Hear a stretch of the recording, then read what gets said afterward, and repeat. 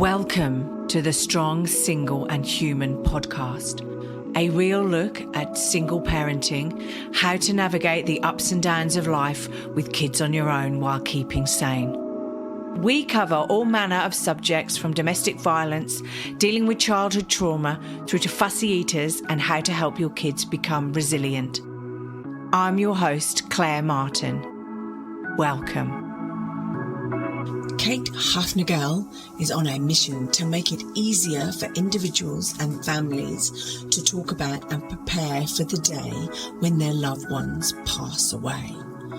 She educates people on what makes up today's estates and the laws and policies that can make things more difficult for your person. Kate helps people get their affairs in order, which can save their loved ones hundreds of hours of frustration and the estate thousands of dollars of legal fees. She also assists individuals in organising their digital lives and provides guidance on utilising technology in a way that safeguards privacy and provides peace of mind. In the world of single moms, being prepared for the inevitable not only will make things easier for children, but also has the potential to be your greatest legacy. This is the Strong, Single and Human podcast. Hi, Kate. Welcome to the podcast. Thank you so much, Claire. I am super excited to be here today. Well, I'm excited that you're here.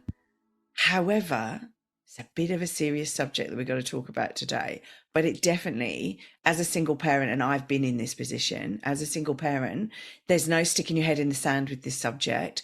You've really got to actually just go for it, because otherwise you're just going to leave so many people in such a pickle when you pass away. And that's what we're talking about, sorting out estates and your affairs and stuff like that, so that if, God forbid, if the unfortunate was to happen and you were to start on your other journey, and that's how I like to think of it, then, yeah. So first of all, right, before we get into all of the detail, how did you get into all of this? Oh, I'm so glad that you're asking that question, Claire. My answer, or my story, just like most stories, is multidimensional. So my story probably starts in 1998 when I moved from, I was born and raised outside New York City. And in 1998, I got my first big girl job, as my bonus daughter now calls it, in Los Angeles, right? So here I am, I'm in LA, I'm living on the beach and working as an engineer, and I'm getting this paycheck that I'm like, oh my gosh, what do I do with all of this money? Spend. Well, I was not raised to do that. Well, no, that's fair. Yeah. So I had gone to the library, and actually I still have this book because I went to the library, checked it out, and then I bought it by Susie Orman, called You've Earned It. It's called You Earn It, Don't Lose It, isn't it? Yes. Yeah. And I'm also the oldest child. So I'm reading this book, and there's a couple of chapters in that book that Susie talks about wills and estates, and really ultimately protecting your legacy, whether it's your financial legacy, your kids, etc. And I remember calling up my mother and asking her, Mom, you and Dad have all your things straightened out from a legal perspective, right? And she's of the generation, she's now just about 80, they don't like to talk about these things. So her response to me was, oh yes, we have a funeral folder, and that was it, end of story. And back then, I was looking at it through the lens of, as the oldest child, I would probably someday be responsible for fulfilling their wishes, settling their estate, whatever phrase you want to use. And so quite frankly, my first mistake back then was I didn't make a will for myself. I didn't make my first will until my late 20s. And by that point, I was single, never married, no kids. And I realized suddenly after buying my first piece of property and making what I felt was a bit of money, it's like I need to get my legal affairs documented. And I continued updating that a couple of times. I probably have updated my documents now like 4 times, and I'm going to turn 50 Wow. next year just to give the audience some perspective. And you Um, don't look it. Thank you. Nobody can see you, but you just definitely don't look Thank it. you. Um, you know how to stroke my ego, Claire. No, that's okay. That's fine. No, no, you so don't look it, but that's okay. Good Yeah. lying. That's all I'm going to Oh, say. Good well, thank lying. you. Colorado sun.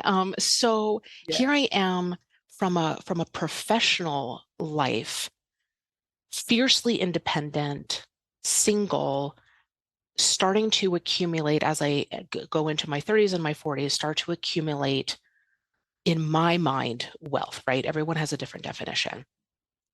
Layered on top of that is I worked in the IT field. And at work, being a project manager and then a program manager and then like a people manager, at one point I had like about 100 people working for me. I always was asking the question, okay, team or organization, what are we going to do if you get hit by the ice cream truck or you win the lottery? If you do not come back to work tomorrow for whatever reason, are we as an organization going to be able to continue working with minimal disruption? Yes, of course, if something were to happen to you, we would be all upset. And if you won the lottery, we would be cheering you on. But we ultimately had a job to do. So, from a career and work perspective, I was always making sure that the people working for me had their important information organized. So, Yes. yeah, and then I think, Claire, I think you work in IT as well too. So I do exactly the same as what you do, project and program management, right? Risks are your friends, right? yes, Because then, yeah, and my team would laugh at me saying that if they listen to this, because I'm always saying it. Risks are your friends, right? You want to be pulling out the risks so that you can then plan for if they do occur. You've got a plan there, right? yeah, Or you've deferred it, or you've just said, well, we'll deal with it if it happens. But right, exactly. And so as as our digital world became more and more commonplace, and as a fiercely independent woman going through my 20s, my 30s, and into my 40s, I started realizing like, wow, what I'm doing at work, I need to apply in my personal life because I've got all these online accounts. No one knows how to get into them. No one knows how to access my phone. So about almost 2 years ago now, I basically like retired early and decided to go into the world of estate organizing, though I tend to prefer the phrase legacy organizing. Like to ask people like, what is the legacy that you want to leave behind? And yeah, since then, so in my mid to late 40s, I have now met the love of my life. I've become a bonus mom. And when I met him, was the primary financial caregiver of his children. So I was using my relationship with him and asking questions, probably very similar to what we're going to talk yeah, about today, of like, and he had gone through a divorce. And then, I just remember yeah, vividly a few years ago, he's looking at me, he's like, I got to update all of my documents because my former spouse at this point in time is still going to be in charge of XYZ. And so I saw that there was like that aspect of kind of coaching. I don't want to say so much like the single parent, but the parent who, like I said, was the primary yeah, financial caregiver. And then last summer, as I'm now venturing to this world of helping people organize all their important life details, my father had medical emergency. Actually, had two medical emergencies just a little over a year ago. And I flew home because my siblings have like littles. I was in a position where I had some flexibility. And after hearing my parents tell me for what now, 25 years, that they have everything in place, what they realized was they didn't necessarily have everything organized. So the story that I like to tell No. is each of them carry what I affectionately refer to as their like little black books. Each of them have one. Oh It's my like an address. God. My mother didn't realize until the first night that I was home that my father had written all of his passwords down in code, and she didn't know what the code was. And hats off to your dad, right? Like at the end of the day, he was like, I'm writing this post test down, but don't want somebody to find this book and then be looking at the passwords and like accessing everything. However, he needs to communicate the code at Yes. least to close relatives because, like yourselves. Wow. God, hats off to him. Because being in IT, you and I both know protect your passwords, but which he did. Yes. And But so that just gave me a wow. whole other level Wow. of perspective, especially dealing with, the generation that, really didn't grow up with devices. Now, granted, I didn't either, right? I didn't get my first email account until my junior year in university. But it really gave me this like, oh, wow, this generation before me is really approaching things from a different mindset. And then the generation that's following me, is doesn't do much anything in paper. And, my generation is kind of straddled between the two, though probably a little bit more digital. So all of these life experiences, Claire, really helped put me into this, okay, I want to leverage my IT background. I want to help people, friends, colleagues, family members who I had been helping like informally. And then about 2 years ago, I just was like, you know what? Like this, there is a need for this, especially in our high tech world. And so I just decided to kind of go all in with my work. Wow. Crikey. And like we have to make it very clear that you're not like an attorney or a lawyer or something like that. That would you like you that because I employed a lawyer to so 5 years ago I had a heart operation, and um and so really right you've been doing this for years, right? I only did it 5 years ago, right? And I had a 2-year-old and I should have been doing it a lot earlier, right? So I've got investment properties and various different other things, right? Like you, accumulated my own wealth, independent, professional woman, had a child, had a heart operation, had a heart defect as such. Well, it wasn't a defect, but like an irregular heartbeat. Went and had surgery and thought, well, what about if I don't make it through surgery, right? What about if something goes wrong? So did the old will and but like what was I was 5 years ago I would have been 46, right? So Well, it is that's too never late too to do a late, will, but right? well, okay, fair enough. But like I should have really been doing it a Yes, lot I mean, earlier and just at least updating that's it, shouldn't I? that's the advice that I like to give people, and I think attorneys as well, right? Because unfortunately, the inevitable, yes, right? It's that we are humans. It's the circle of life. It's inevitable that we are going to pass away, right? What we don't know is the circumstances. We don't know the timeline, and so it's important, especially if we have children, to make sure that we have our wishes documented. As you mentioned, Claire, I'm not an attorney, but and um, that's a whole other aspect, and I think we're going to talk about some of that today. But the difference between me as an organizer and an attorney is I pick up where the attorney lets off. Right? Most people work with an attorney every 5 to 10 years on average in terms of like updating their documents because life events happen. And, maybe the person that you have, say, you have put in charge of as being the guardian of your children, maybe 5, 10 years down the road, maybe something unexpected happens to them. Maybe something happens to the relationship that you have with that person, and you want someone else to be the guardian of your children.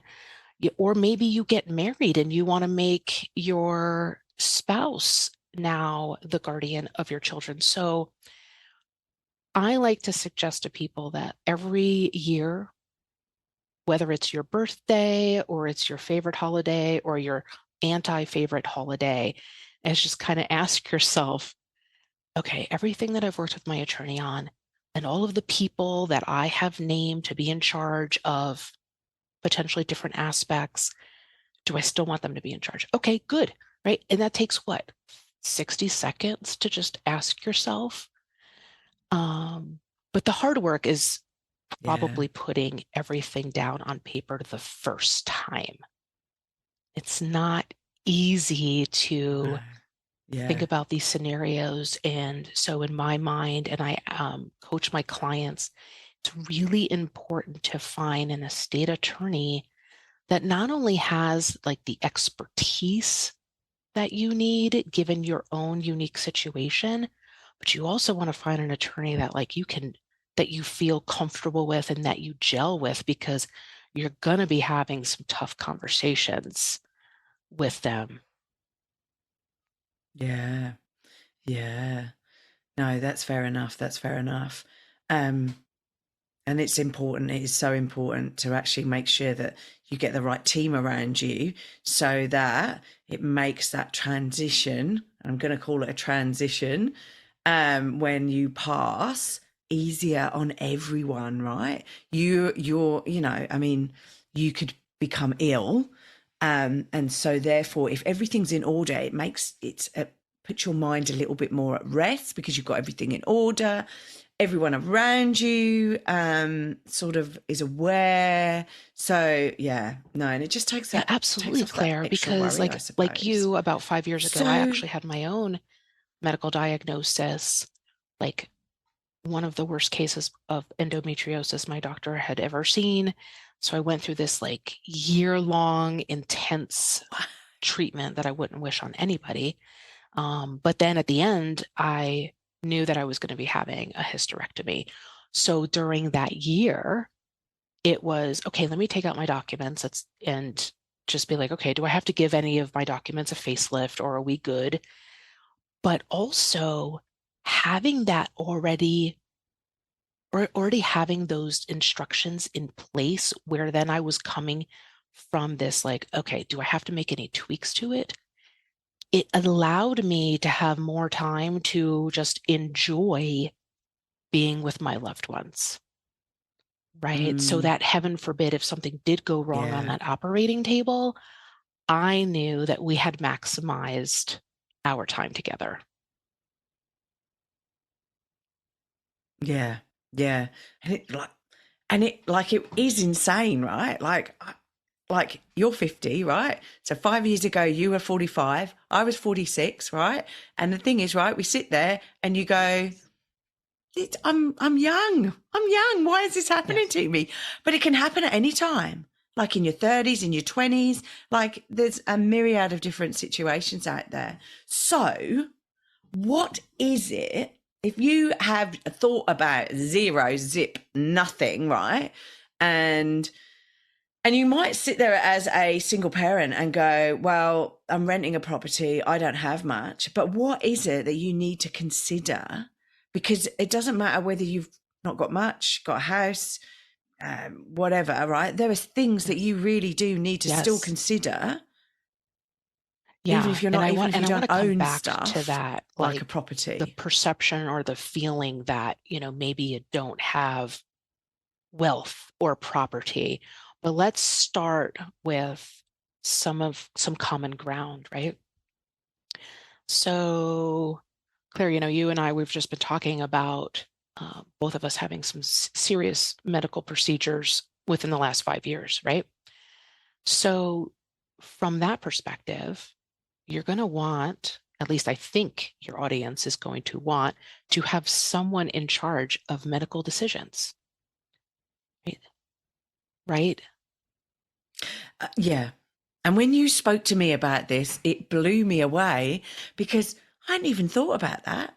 I hadn't even thought, like, I thought, well, I'd always be the person who made those decisions. There wouldn't be a point where somebody would have to make that decision.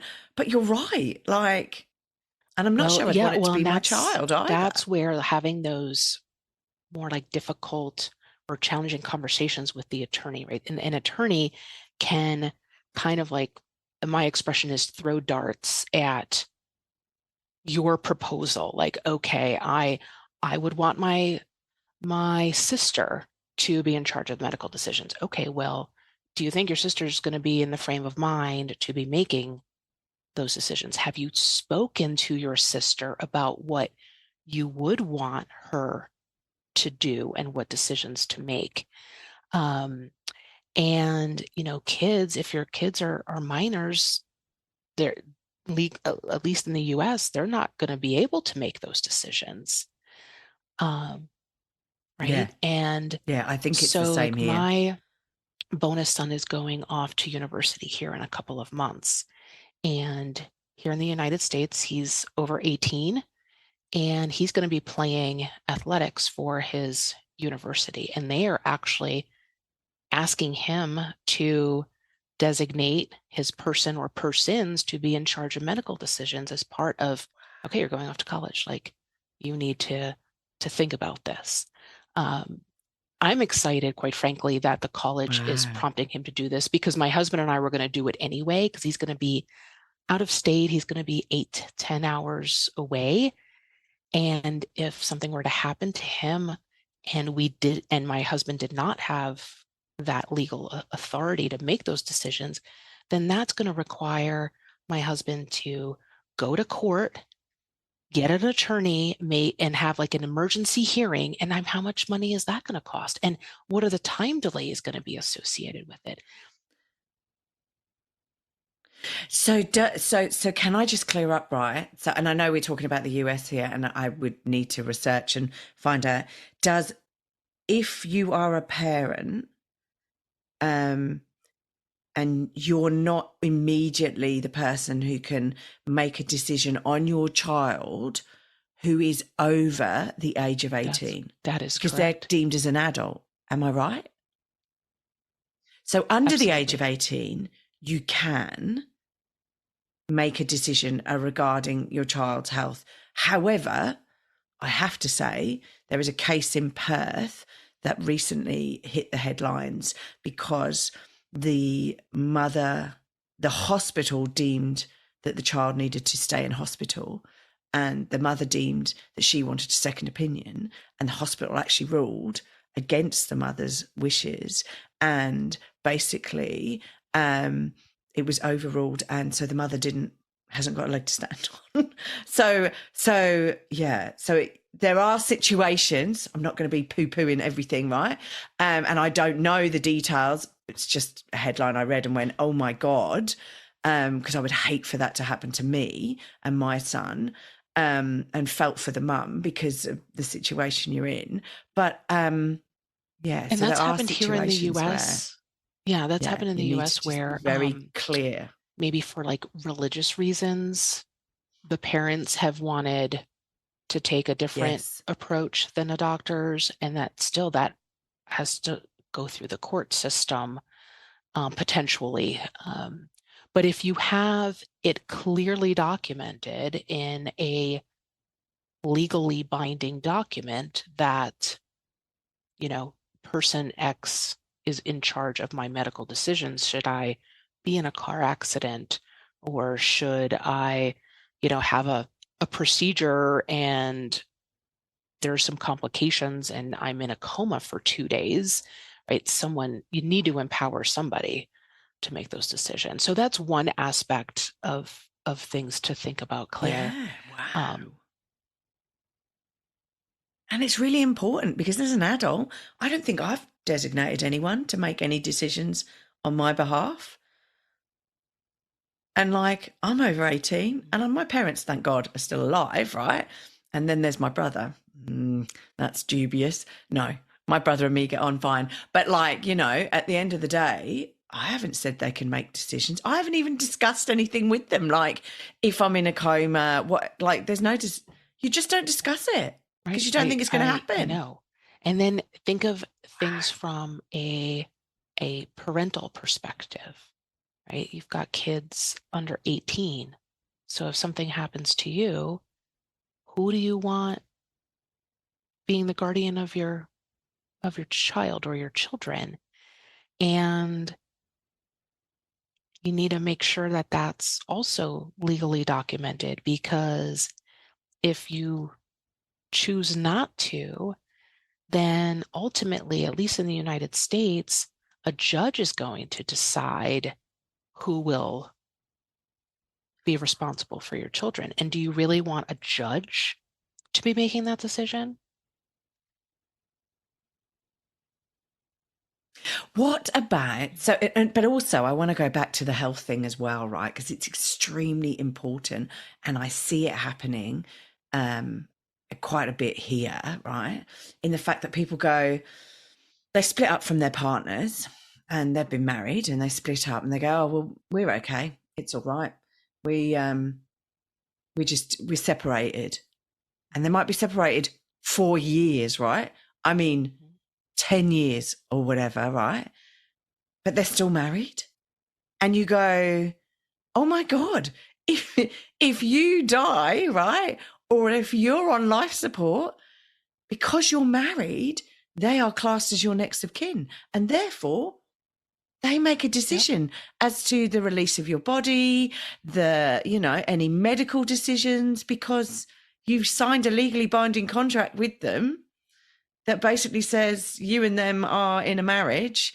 And if you don't annul that legally binding contract, then they actually have a right to everything, right? Your everything, your house, your children, like everything, right. And so your money in the bank, everything. In their eyes, if they have anything to benefit then from your unfortunate passing, then when it comes to the medical decisions, they're going to be making the medical decision that's going to be like, oh, yeah, let's pull the plug. Yeah, we're just pulling the plug. We're just going to pull the plug. Happy days. Don't have to deal with the ex anymore.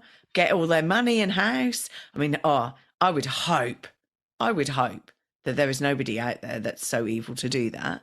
But you're leaving your life, your legacy, as you were saying previously, to an ex-partner. And it doesn't matter whether you get on well with them or not.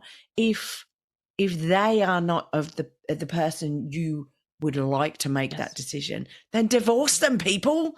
Get a divorce. If you for whatever reason, right? Because there are people who will separate, but they have their reasons potentially as to why they're not going to legally divorce. But then that's where these other legal documents become even more important, because even though you may still technically be married, if you have legal documents that say, okay, well, someone else is going to be in charge of my medical decisions. Someone else is going to be the guardian of my children. Someone else is going to be in charge of my estate. Then that can't be disputed.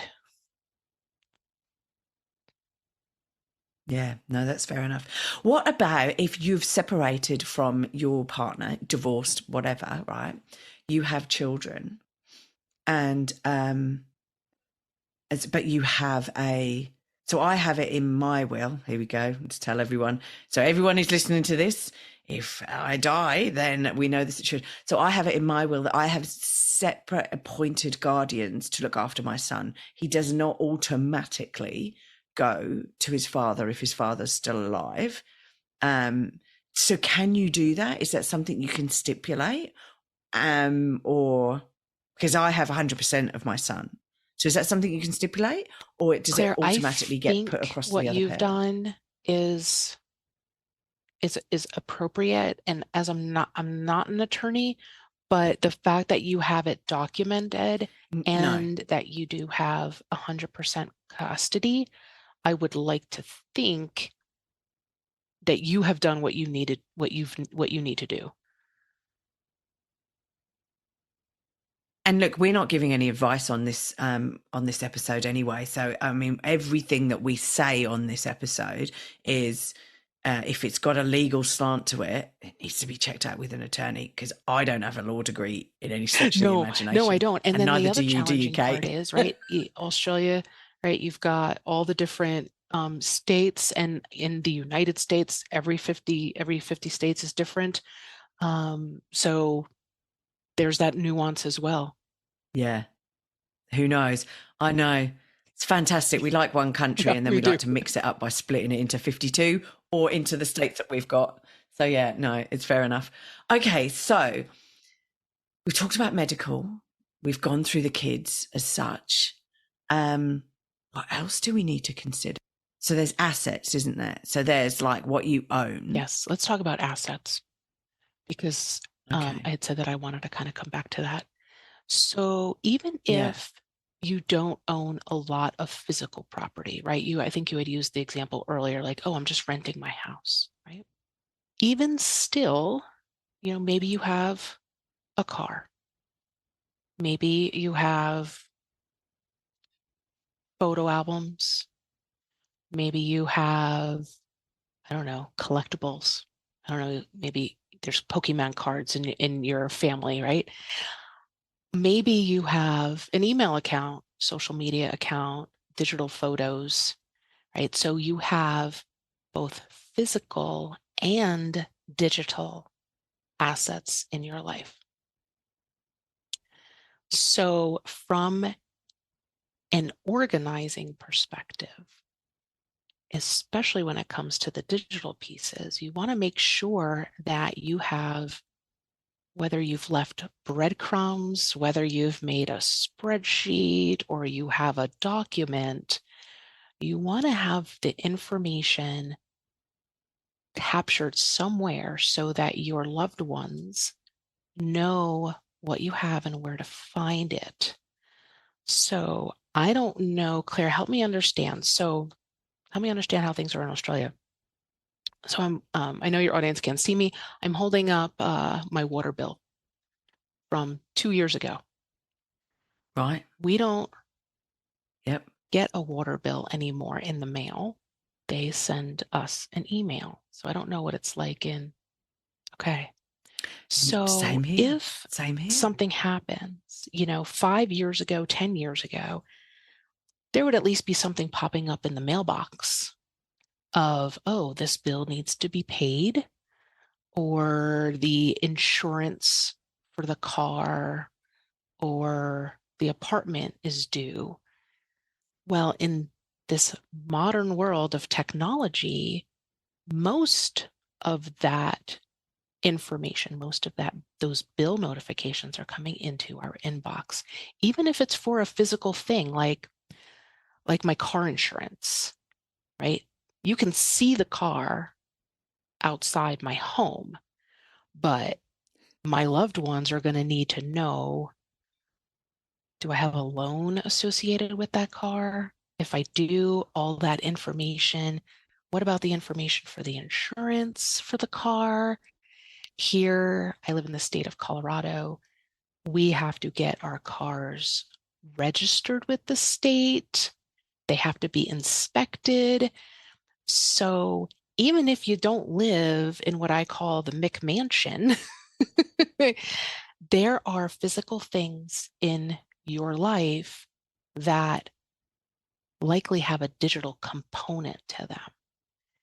So having an inventory, if you, whatever you, some people call it an inventory. I refer to just having all of that information kind of organized, make it easy for your loved ones, because the data is showing that even when you have everything organized and legally documented, at least in the US, it can still take a year and a half to settle everything.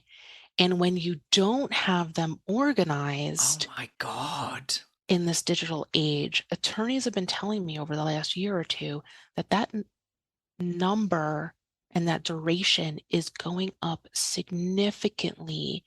So here's a story. I was talking to my doctor a couple of months ago. I was just in for my, for my annual checkup because I'm at the age now where, like, that's a thing.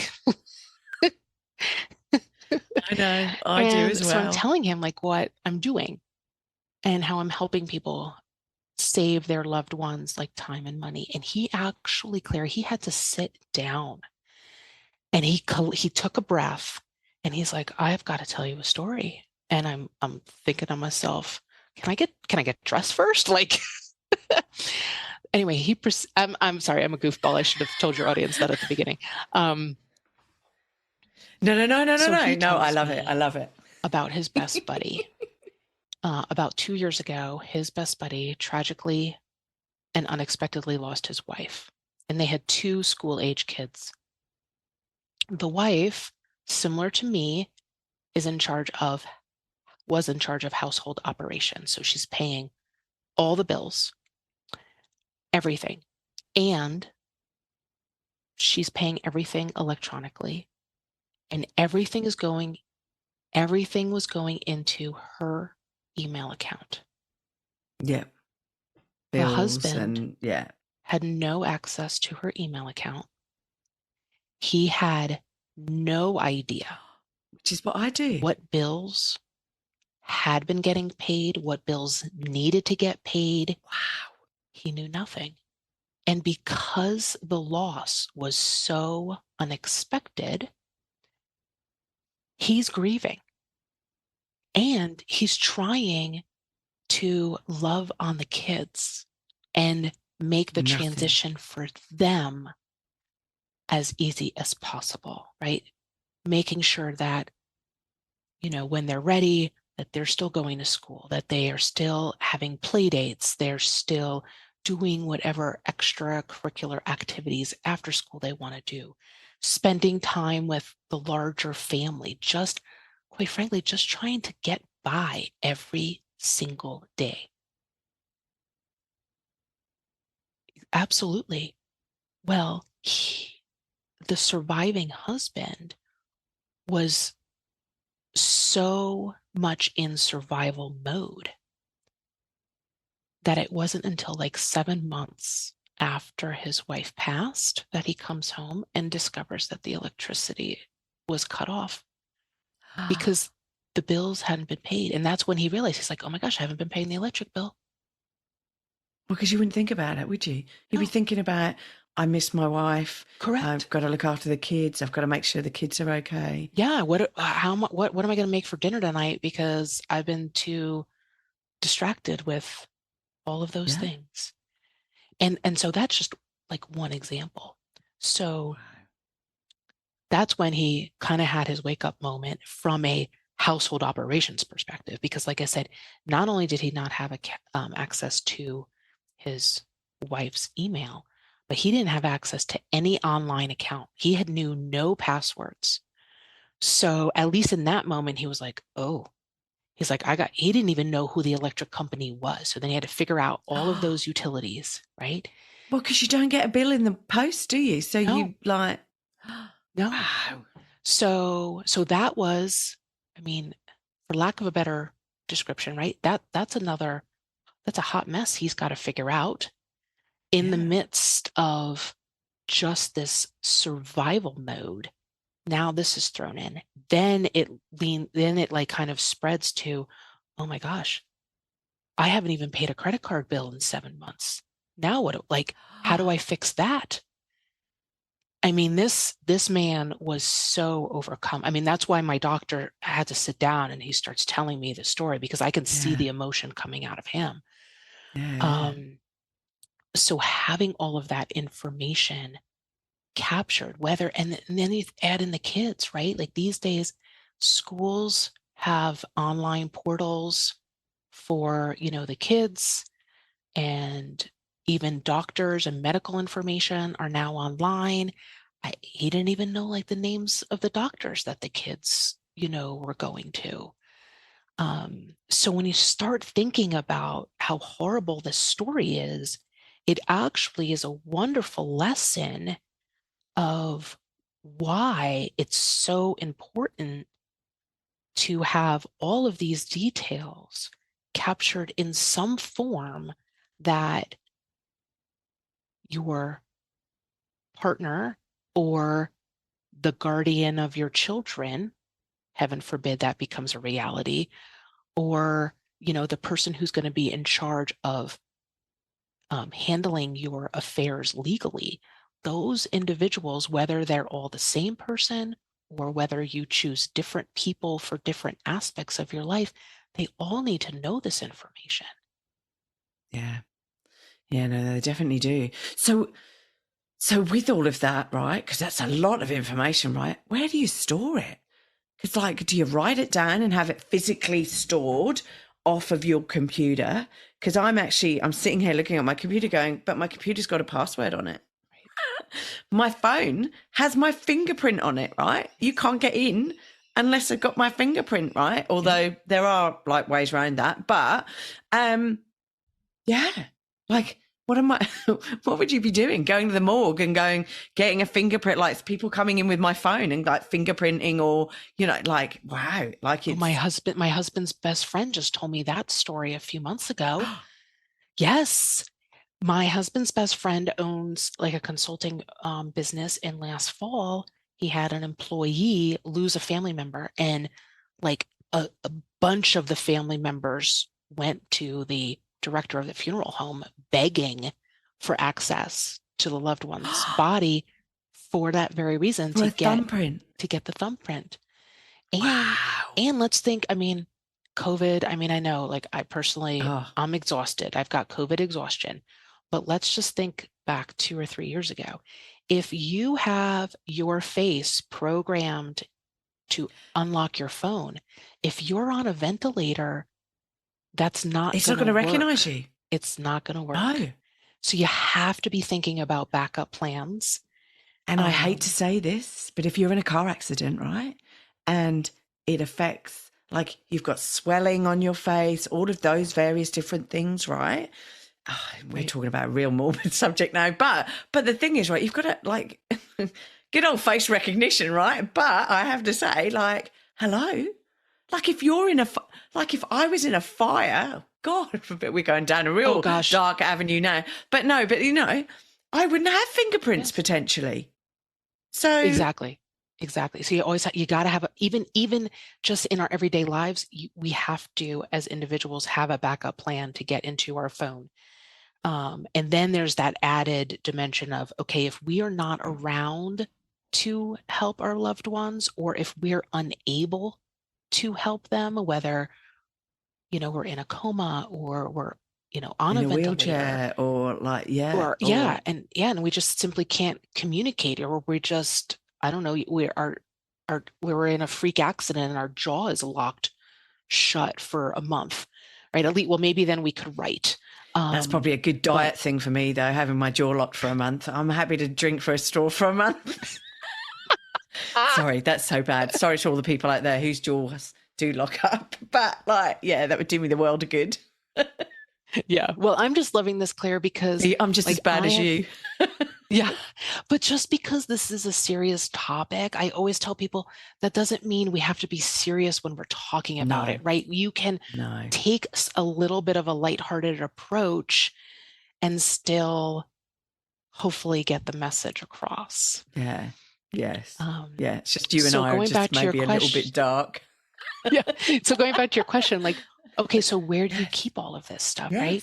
So I touched on earlier, different generations have different methods, right? So it's important to just figure out what works best for you if you, as a single parent, are going to capture all of this, right? What's going to work best for you? Are you more comfortable with it being in paper? Are you more comfortable making a document on your computer? Are you more comfortable using a password manager of some sort? Figure out what's going to work best for you. And then I would also encourage your audience to think about, well, what's going to also work for the person who I'm going to designate to be in charge, right? So if Are you meaning the executor of your will? whether it's the Yeah. yes, the executor. So if your executor maybe might be of a different generation, maybe they're more comfortable with technology than you are, maybe they're less comfortable with technology, right? If you are going to say create a document that you're going to keep on your computer, well, then you also want to make sure that your executor or whoever you've designated knows how to get into your computer, and they know how to get into your cell phone. What folder it's in? Because like, if you looked at my computer, I've got like, I wouldn't even want to go into like the folders I've got on my computer. But like, no, yeah. Like, where would Yeah. they look for something like that? And also, I had another question while we were sitting talking about this. Mm-hmm. Where do you keep your will? Do you actually, as a person who you've gone and got an attorney to complete your will, right? Yep. Where would you keep it? Do you keep it at home, physically at home with you? Do you keep it at your attorney's? Do you give copies out to everyone and then have to give copies out again when you make any amendment? Like, where would you keep it? That's an excellent question. So I don't know what the Australian laws are, but here in the United States, and this may sound a little off the wall, but it is a fact. In the United States, wills are still required to be in paper form with wet signatures. So Right. there is no such thing in the United States as having a digital will. It Okay. needs to be printed It out, has to be wet signature, wet witnessed and all signatures. of that malarkeys. Yes, and Okay. But then some where of do you my, keep that? Where do you keep that so, document? well, I know some people who keep those documents, whether it's the will, the medical power of attorney, the financial power of attorney, the guardianship document. If there's a special needs child involved, then there's usually some additional paperwork. So I do know some people who are very comfortable keeping those documents in a safe deposit box at a bank, which is great because you know it's going to be secure and it's going to be protected. And then if you're choosing that option, it is absolutely vital to make sure that a loved one is going to be able to access that safe deposit box because they're going to have to be pre-approved and the bank's going to have to know about them while you're still alive. So some people go that route. Other people feel more comfortable storing those papers at home. Now, I live in Colorado and we live under the threat of wildfires. I have a So 7-year-old, so we live under the threat of him picking up a piece of paper and colouring on it. So, yeah. Um, so, depending on, where you're located, you may want to keep those papers at home, whether they're in a filing cabinet or a lockbox. I don't know, maybe some people keep them in their sock drawer. I don't know. But it's important for your loved ones to know where they can find those documents. And knowing that those documents are generated by an attorney, the attorney is also going to have a record of those documents as well. So then it's also important and incumbent for you to at least say to your loved ones or your executor, hey, FYI, I have these 5 legal documents. Here is the contact information for my attorney. Here is where the documents are stored. Because if you are, heaven forbid, in an accident, whoever's in charge of your medical decisions is going to have to produce that document relatively Yeah. quickly so that they can make the decisions that need to be made. Now, going back to storing documents at home, like I mentioned, right? You live under threat of those documents being colored over or painted. Well, I live under the and threat we're of Australia. We're Australia as well, right? So we have bushfires, we have floods, we have locusts, we have, like, you know, everything that you could think of that's going to hit us. We normally get it. So typhoids, typhoons, like, you know, electrical storms that then can, you know, yeah, loads. So what if one of those natural events happen and you have your papers at home, but you're not home, whether you're at the market or whether you're on holiday, right? So I really advocate for people to at least have a digital backup Yeah. of those important documents, and then have that backup be in a cloud that even if you can't get home to get to your device, that you can log in from a computer somewhere else and get those documents. Get access to them. Yeah. And God love the cloud, because I have to say it's, yeah, you know, and look, I'm not sure Google's that secure and safe, right, to have documents like that on there. So you need to be able to make sure that you're putting it in the cloud, but somewhere safe, so that, you know, they can't get hacked and, you know, anyone can have access to them. Right. But yeah. Wow. Okay, that's insane. So, okay, so we've covered off the digital stuff, documenting it, making sure. See, being a project program manager, I would sit there and go, right, I'd have a physical copy, I'd have a digital copy in the cloud. Yes. I would, like, yeah, it would be all over the place. Yeah, it's just bizarre, because you just don't know what's going to happen. You don't know if you're going to have any time to tell anyone or show anyone. You may just go. Right. And then they've got a rifle through your filing cabinet. Right. And if you think about it, our phones, I mean, there's a commercial now that I'm seeing where Apple is associating the phone with our wallets. So Yes. meaning our phones are basically now an extension of ourselves. And as such, like, you know, back when I was a teenager, right, back in the 80s, you know, I had a little diary with a fake little padlock that, like, anyone could get into, but at least it made me feel better that, like, you know, mom wasn't going to read my. Loving your work. I had one of those as well. Right.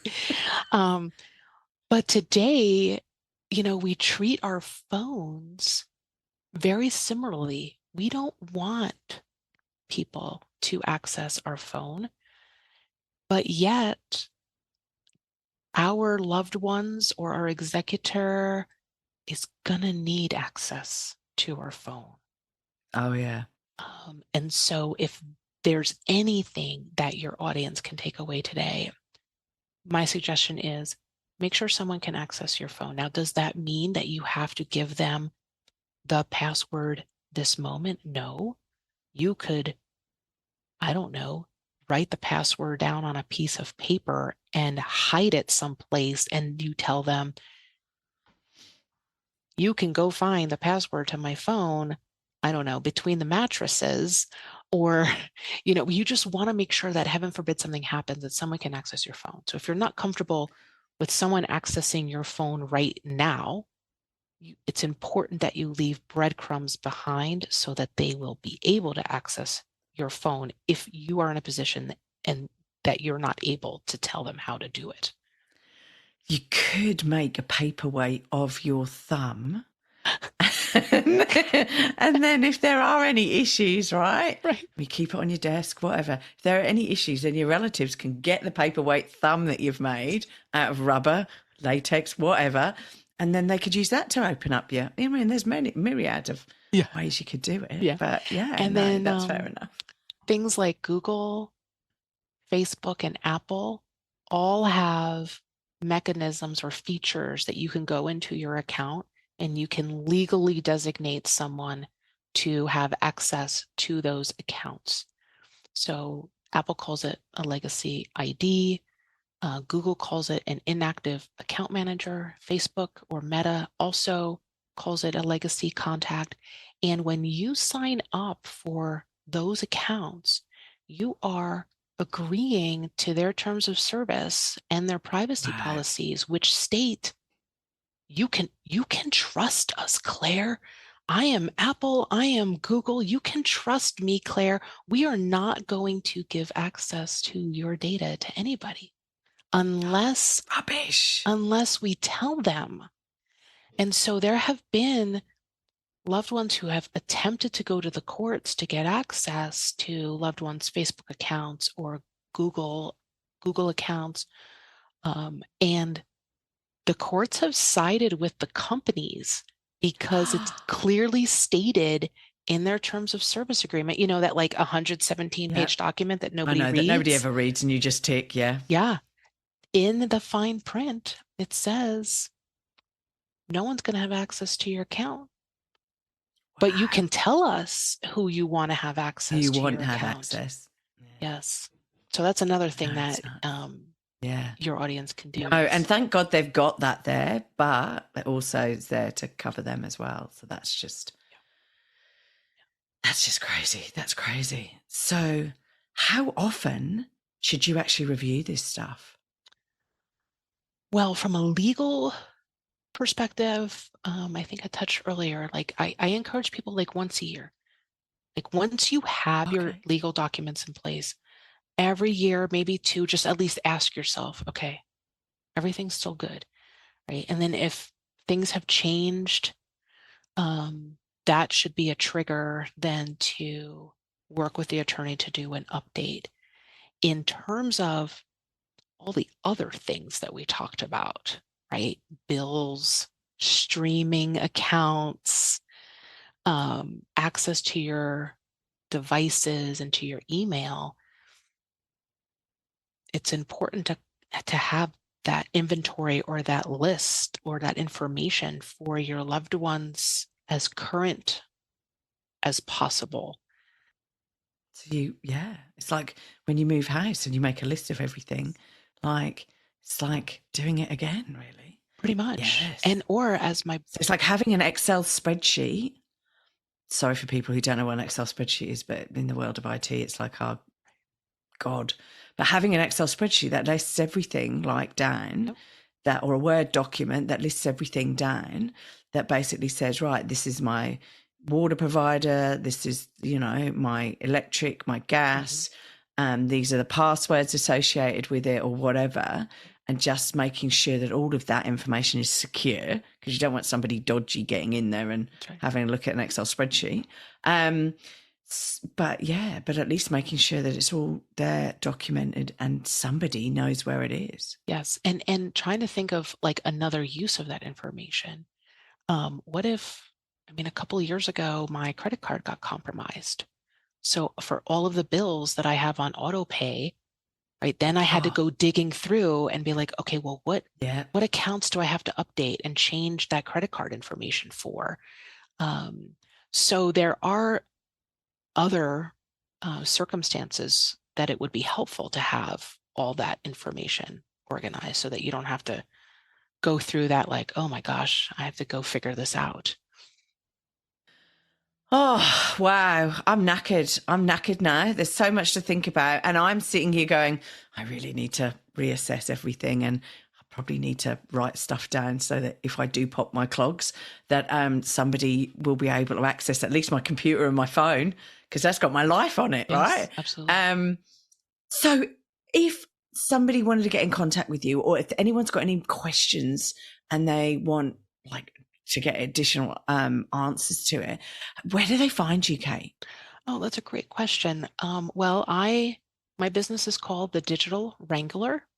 So my website is thedigitalwrangler.com. I'm on most social channels under the same handle.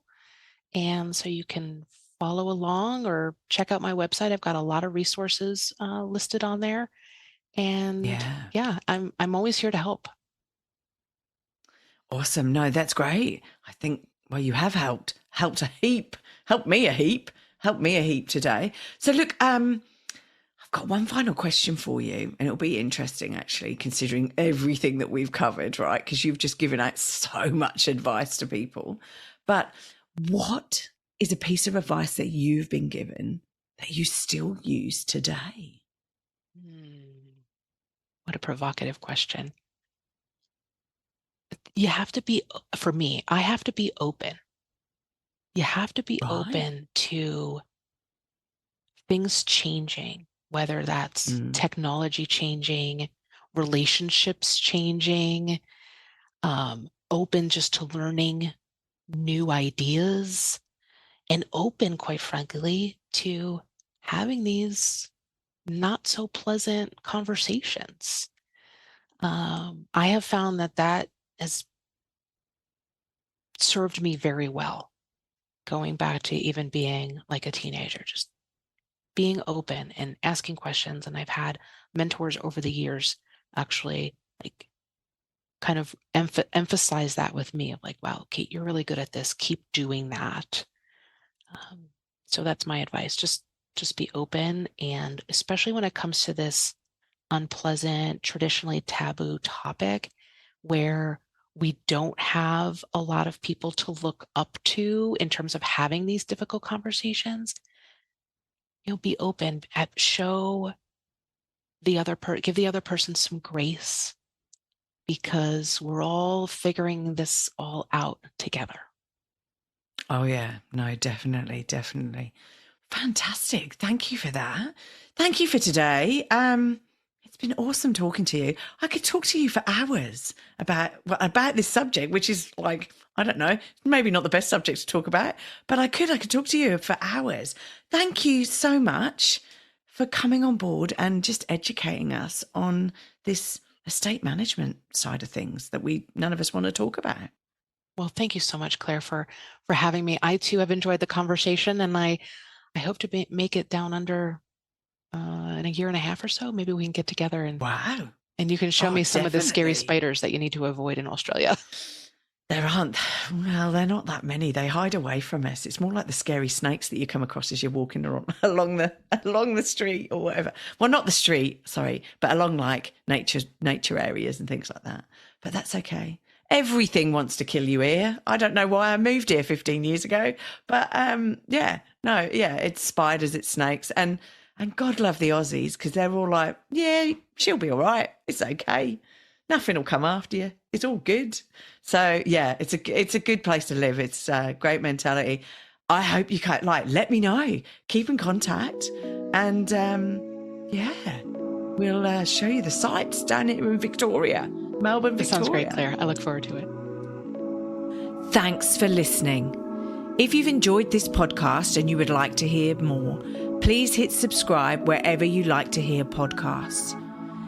If you would like to support us further, share this episode with your friends and family. And finally, drop us a review on iTunes, as I'd love to hear your thoughts, comments, and ideas. It all helps me to understand and produce awesome content you want to hear just like this. If you want to check out our past episodes, write to us, appear on the podcast, or for links, resources, and show notes, go to our website, www.strongsingleandhuman.com. We are also on all the usual social media platforms, Insta, Facey, and Twitter. I hope you have a wonderful week, and I hope to see you back here again soon. Be kind to yourself, and remember, no one is perfect. We're all just putting one foot in front of the other and doing our best. I'm Claire Martin, and you've been listening to the Strong, Single and Human podcast.